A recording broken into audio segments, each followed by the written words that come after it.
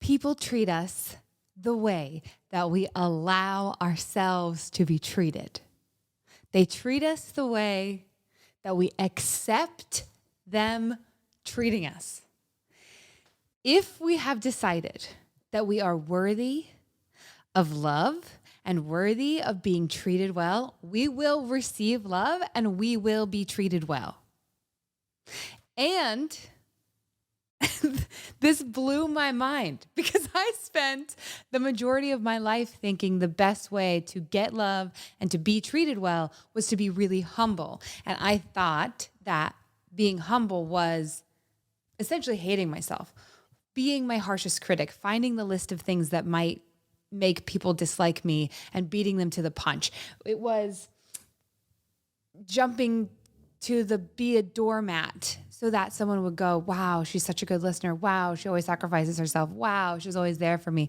Wow, she's so loyal. So I thought that the best way to be treated well was to treat others well. And what I thought treating others well meant was sacrificing myself at every turn I could, abandoning myself at every turn I could, which is one of the best things I read on the internet recently.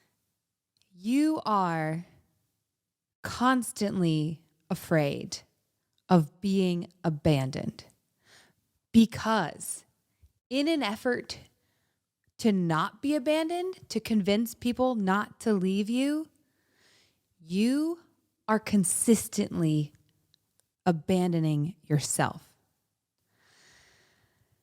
That unlocked so much in me because I was like, oh yeah, that's what I've been doing.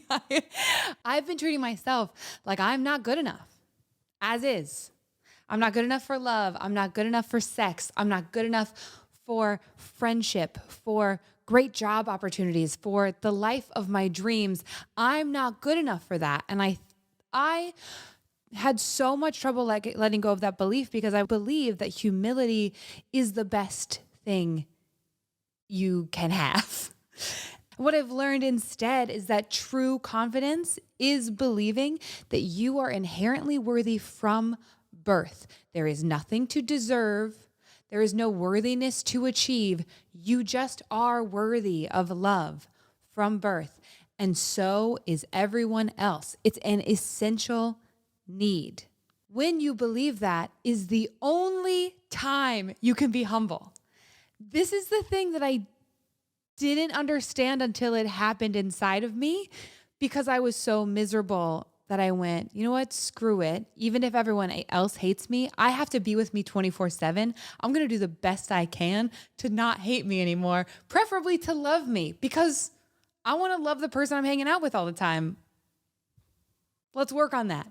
And what happened is that I became so much more humble because if you believe you're inherently worthy, you're inherently good enough, you inherently deserve love, you've got nothing to prove, which means when you walk into a setting that things are overwhelming and difficult and I don't know, you're talking to somebody, you don't have to know more than them because you're not trying to be worthy of their love. You already are. So instead, you get to be curious.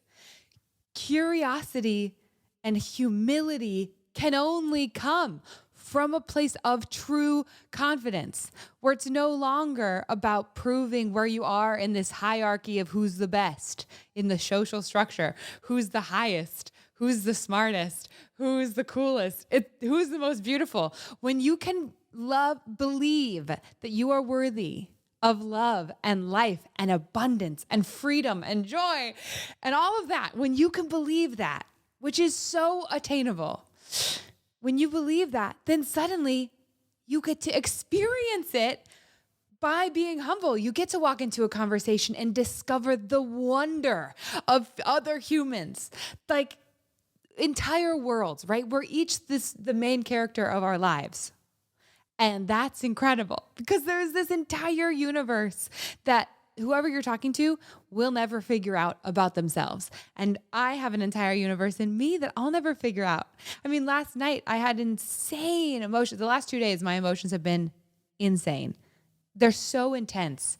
I have big feelings.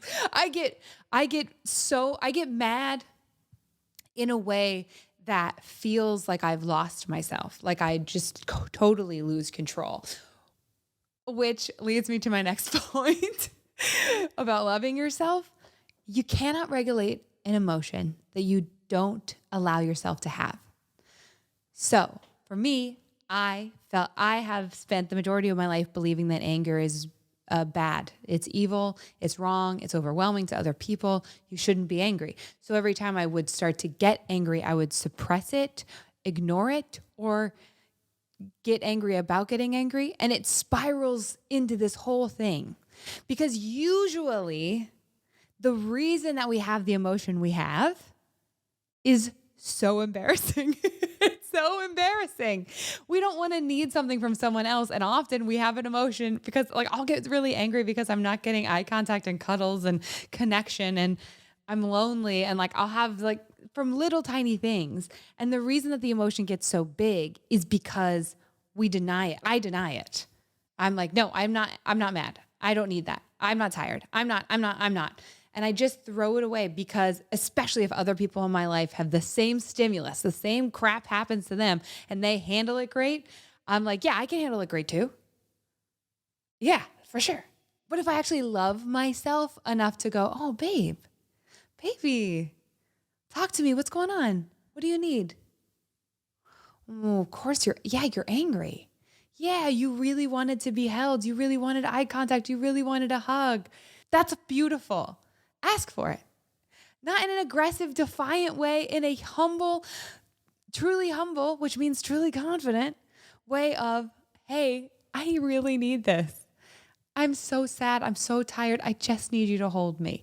I'm getting so much better at that. But my relationships in the past were all very short and wild and awful. And I'll tell you about them sometime because,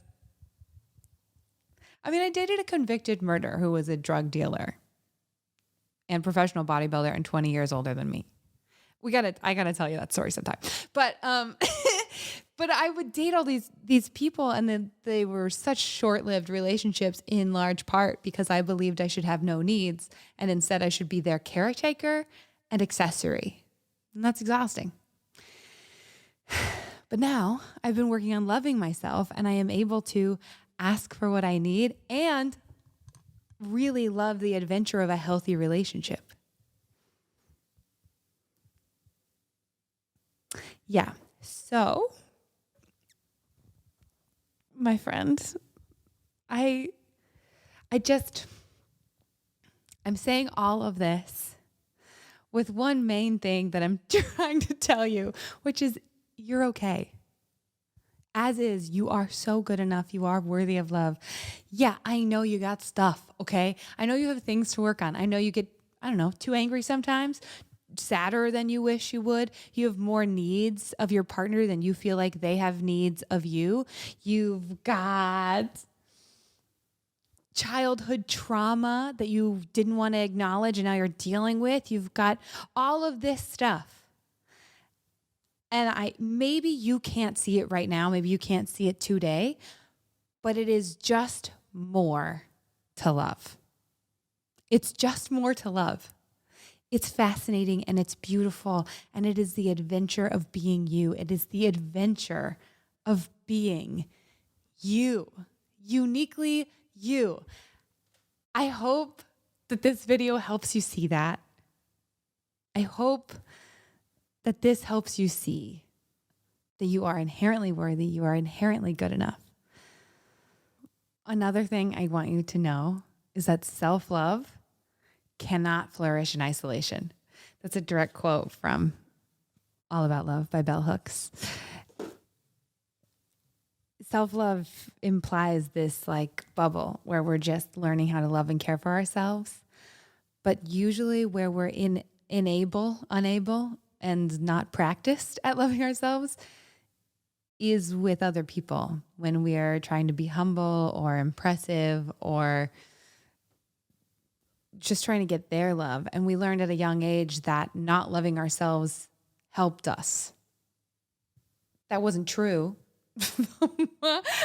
But now we can use the same thing that got in our way When we were children, we were taught not to love ourselves. Now, as adults, we can build a community where we help each other love ourselves. And if you have at least one person who really wants the best for you, then you can get them on board with this. And if that's scary and uncomfortable, grab a therapist or a coach. You can grab me. This is my job. This is my job now, which is freaking amazing. This is all I want to spend my time doing is listen to people talk about their emotions and their lives and their selves and grow and help them grow and love themselves. So yeah, if you want to take something from this besides just the knowledge and then you walk away, if you want actually a homework assignment, really simple, easy homework assignment for 1 week, every time you catch yourself criticizing yourself, simply say, I approve of myself. I approve of myself. Every time you think of saying, I approve of myself, say it to yourself. When you wake up in the morning and you look at the mirror, say, I approve of myself. I approve of myself. We're going to say I approve of myself instead of I love myself because there are so many aspects to loving ourselves. And the very first one, in my opinion, and in the opinion of Louise Hay, the very first one is approving of yourself as is. Try it out. I hope you love it. I hope you love you. I hope you love your day. I hope you love you. Good morning.